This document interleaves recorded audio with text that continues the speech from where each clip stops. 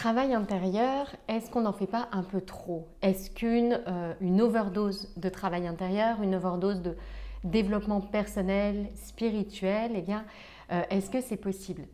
J'ai eu envie de vous proposer une petite vidéo sur ce thème parce que hier, j'ai réagi à des commentaires que j'ai reçus sous une vidéo, je ne sais plus laquelle, et qui allaient vraiment dans ce sens que parfois, eh bien, tout ce cheminement intérieur que l'on doit faire, ça devient trop, ça devient vraiment une pression et que finalement, ça devient complètement contre-productif. Et c'est vraiment quelque chose que de temps en temps j'ai pu ressentir et du coup j'ai proposé un texte autour de ça qui a eu pas mal d'échos et en dessous duquel j'ai eu pas mal de retours. Donc vraiment de personnes qui ressentent en fait régulièrement cette charge en plus, cette pression et voilà, qui trouvent qu'à un moment donné finalement c'est trop et ça ne sert plus à rien, voire pire. Et donc je me suis penchée sur cette question parce qu'en fait je l'ai laissé travailler un petit peu au fond et il y a pas mal de choses qui me sont venues autour de ça. Donc je voulais un peu revenir là-dessus, le travail intérieur, est-ce que ça peut être trop? Comment ça se manifeste si c'est trop? Pourquoi est-ce qu'on a le sentiment que ça devient trop alors que c'est censé être quand même une bonne chose pour nous? Et puis surtout, comment mieux le vivre en fait? Comment retrouver en quelque sorte cet équilibre qu'on semble avoir perdu puisque ça devient une pression alors que c'est censé plutôt nous libérer, nous alléger. Déjà, la première chose, les manifestations de ce travail intérieur. La manifestation principale, c'est vraiment celle-ci. Quand on a l'impression que c'est devenu une charge en plus, que c'est devenu une pression en plus dans notre quotidien.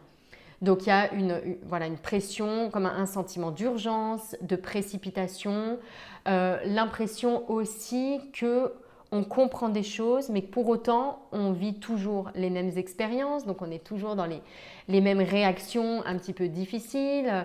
Vous savez, ces réactions automatiques qu'on peut avoir aux situations. Donc finalement, on a beau apprendre des choses, faire des choses sur soi, on ne voit pas vraiment de changement autour dans notre vie. Donc ça peut être une autre des manifestations.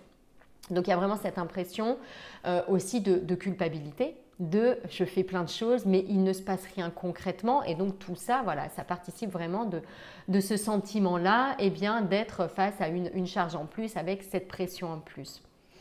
La question que je me suis posée, c'est peut-on réellement trop en faire? Si ce travail intérieur, c'est censé nous libérer, nous alléger, si cette spiritualité, elle est vraiment englobante, inclusive, c'est-à-dire qu'elle inclut en fait tout ce qui se présente à nous, plutôt que de découper, plutôt que de mettre des hiérarchies entre les choses, de classer les choses, d'être une accumulation de savoir. Est-ce que vraiment ça peut être trop? Eh bien, à mon sens, la réponse est non. En fait, si on a le sentiment que notre travail intérieur c'est une charge, ce n'est pas le cheminement intérieur, le chemin d'éveil qui est une charge. La charge, on la ressent quand l'outil en fait a repris les commandes, quand l'outil est à nouveau devenu le guide quelque part. Ce qui se passe depuis toujours dans notre vie, à savoir le mental omniprésent, tout puissant, qui décide tout dans notre vie et qui n'est plus simplement ce qu'il est, à savoir un outil au service de notre cœur, au service de notre mission, au service de notre âme. Et donc, peut-on réellement trop en faire? Peut-on avoir une overdose de travail intérieur? Oui, si c'est le mental qui en fait a récupéré ce travail, si c'est le mental qui a récupéré ce cheminement. Et donc, si on a le sentiment de vivre ce trop, eh bien ce n'est pas en réalité le cheminement qui est trop, c'est juste le signe, le symptôme de ce que le mental a récupéré l'objectif et qu'il est en train de le traiter comme il traite tous les objectifs de notre vie, à savoir vouloir les enfermer dans un cadre précis, avec simplement des actions précises, avec des échéances, avec aussi l'habitude qu'il a de reporter sans cesse notre bonheur, même ça se passe de manière inconsciente, à le moment où j'aurai atteint ça, j'aurai fait cette pratique, je serai en train de méditer, je serai dans ma routine du matin ou dans ma routine du soir, etc. Et en fait, la difficulté qu'on ressent à ce moment-là, eh bien, c'est ce sentiment de limitation, ce sentiment de structure qui est un peu en décalage en fait avec l'essence même du travail intérieur. qui est d'accepter en fait, l'acceptation de ce qui se présente à nous en cet instant. Et on voit bien que le mental n'est pas dans cet esprit-là. Lui, il a cet objectif en tête et il met en place des choses pour atteindre son objectif. Et donc, peut-on vraiment faire trop de travail intérieur? Non. Par contre, si le mental récupère ce travail intérieur, alors là, on peut commencer à ressentir vraiment que c'est une charge, que c'est une pression en plus.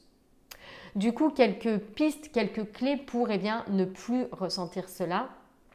La clé, ce n'est pas d'arrêter de faire, mais c'est d'arrêter en fait d'ajouter tout un tas de charges à ces pratiques que l'on fait.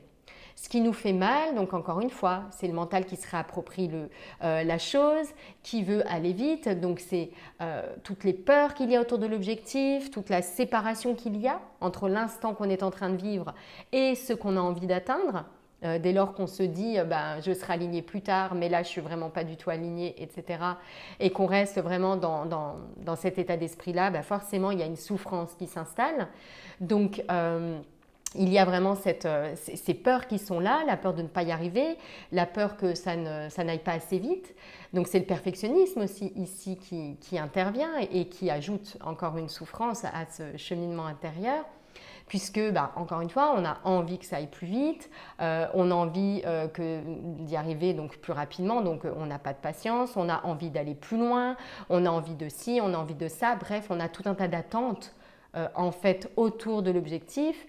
Et dès lors qu'on vit dans ces attentes autour de l'objectif, c'est qu'on est sorti en fait de l'essence même de l'objectif qui est, encore une fois, l'acceptation de l'expérience qui s'offre à nous en cet instant.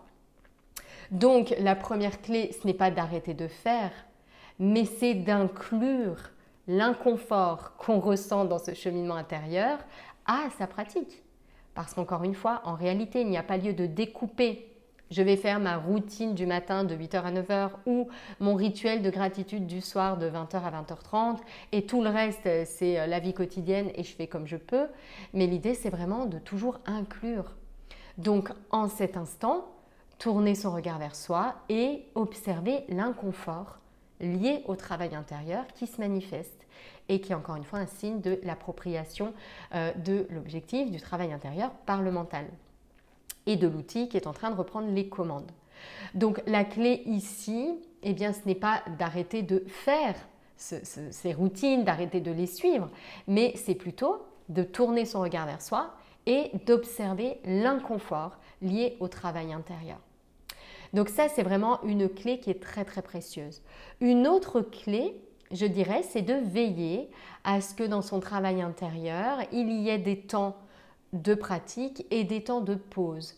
Si à un moment donné, on essaie de caser de plus en plus de choses au détriment des temps de ressourcement, si on sent une culpabilité qui s'installe parce qu'il y a des temps de ressourcement ou parce qu'on fait autre chose que notre travail intérieur, encore une fois, on a matière à observer. On a matière à observer le mental qui, en fait, associe notre alignement avec ces temps de pratique et qui met un petit peu de côté tous les autres moments. Donc ça, c'est une deuxième chose qu'on peut faire, c'est vraiment de vérifier à cet équilibre entre les temps de pratique et les autres temps et d'observer encore une fois l'inconfort, le mental qui s'impatiente, qui juge, qui classe et qui estime que ce moment-là n'est pas assez bien pour être un moment de pratique. Et puis la dernière chose que j'avais vraiment envie de vous partager ici, c'est vraiment l'idée que ce n'est pas tant ce qu'on fait qui compte, encore une fois, mais l'espace depuis lequel on le fait. Notre routine du matin, elle n'est pas en cause. Notre pratique de méditation du soir, elle n'est pas en cause. Ce qui est en cause, encore une fois, c'est l'espace depuis lequel on agit. C'est-à-dire, est-ce que je suis en train de réaliser ce travail intérieur depuis un espace de confiance, un espace de foi, un espace de joie, un espace d'amour où je sais quelle est ma mission, je sais que je suis en train d'y arriver, je m'accorde de la patience, je m'accorde du temps, je m'accorde de l'espace pour y arriver et un espace de peur et de doute, mais est-ce que je fais assez bien les choses? Mais si ça se trouve, je ne vais jamais y arriver. Et si ça se trouve, tout ça, c'est n'importe quoi. Et en réalité, dans mon contexte de vie actuel, je ne peux pas y arriver, etc. Et on voit bien que la différence, encore une fois, ce n'est pas tant notre pratique que l'espace depuis lequel on réalise cette pratique. Ce qu'on est en réalité quand on fait ce qu'on est en train de faire. Donc voilà ce que j'avais vraiment envie de préciser ici, c'est que non, ce n'est pas trop en soi ce travail intérieur. Ce qui fait que ça devient trop, c'est un symptôme que l'outil s'est réapproprié totalement l'objectif et qu'en réalité on est en train d'agir depuis cet espace de doute, de peur, de et si j'y arrive pas, de je serai plus heureuse, plus alignée quand j'aurai fait telle ou telle chose, et qu'on oublie ici l'essence même en réalité de ce cheminement intérieur qui est en cet instant, tout est pratique. Et la clé, c'est cet instant, mon ouverture à cet instant, l'observation de ce qui se passe en cet instant, en moi, tourner mon regard vers moi. Voilà ce que j'avais vraiment envie d'ajouter parce que je crois qu'on peut aussi se tromper et tomber du coup dans l'autre extrême, de dire je laisse complètement tomber ce travail intérieur, advienne que pourra, ainsi va la vie, vous voyez un peu cet aspect, voilà, ce côté un peu résigné, et puis tomber dans ce nouveau piège et ne pas voir qu'en réalité le souci ce n'est pas ce travail intérieur, ces routines, ces pratiques, ce livre que je lis, cet oracle, etc., mais plutôt l'espace depuis lequel je fais ça. Et donc si on commence à ressentir une souffrance, eh bien c'est un symptôme de ce que le mental a récupéré, notre travail intérieur. Et ce faisant, lui enlève vraiment toute son essence. Voilà ce que j'avais vraiment envie de partager sur ce thème. Alors je serais ravie d'avoir vos retours sur ce que je viens de partager, sur ces différentes clés, sur cette idée que le mental est en train de récupérer en fait le travail intérieur et donc ce faisant qu'il le dénature, lui enlève vraiment son essence. Et voilà, est-ce que ça vous semble simple à mettre en pratique? Est-ce qu'il y a des points sur lesquels vous butez encore, qui vous semblent encore un petit peu obscurs? N'hésitez pas à me faire un petit retour de ce partage, un petit retour de cette vidéo. Très très belle journée à vous, à bientôt.